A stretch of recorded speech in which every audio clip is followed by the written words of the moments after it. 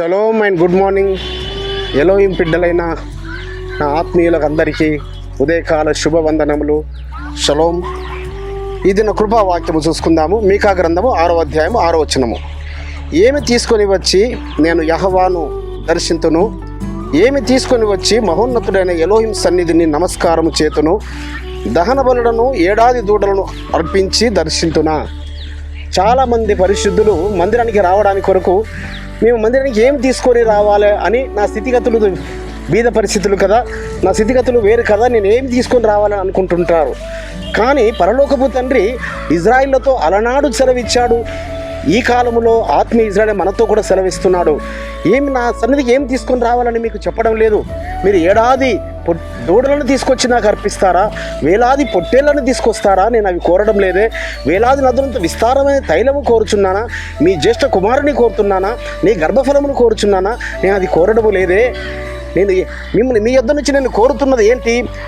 అదే మీకా గ్రంథం 6వ అధ్యాయం 8వ వచనం ఉంటుంది. మనుషుడా, ఏది ఉత్తమమో అది నీకు తెలియజేయబడి ఉన్నది. ఉత్తమమైంది ఆయన మనకు తెలియపరిచాడట. ఏంటది? మొట్టమొదటిగా న్యాయముగా నడుచుకున్నటయు. మనం అన్యాయస్తుల మధ్యలో ఉన్నాము, అన్యాయం లోకములో ఉన్నాము, దుర్మార్గపు లోకములో ఉన్నాము.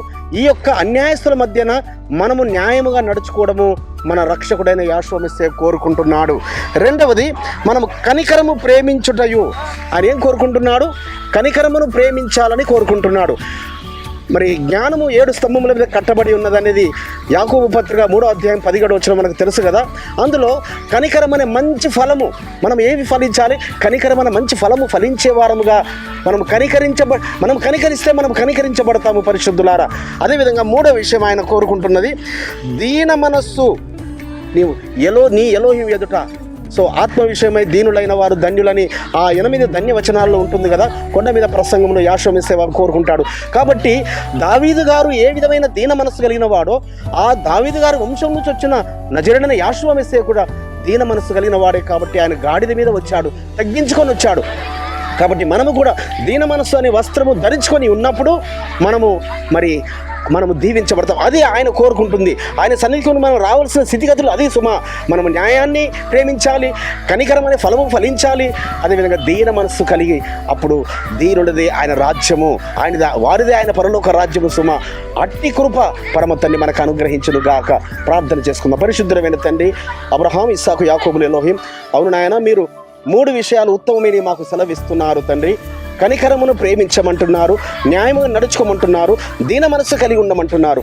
అట్టి కృప నీ పిల్లలమైన మాకు అందరికీ దయచేయమని నజరేయుడైన యెహోవా నామమున స్తుతించి వేడుకుంటున్నాము పరమ తండ్రి. మన రక్షకుడును విమోచకుడును నజరేయుడైన యెహోవా మెస్సియా దివ్య సముఖము నుంచి మీకును, మీ కుటుంబములకును, మీ వంశములకును శాంతి, సమాధానము, కృపయు మెండుగా కలుగునుగాక.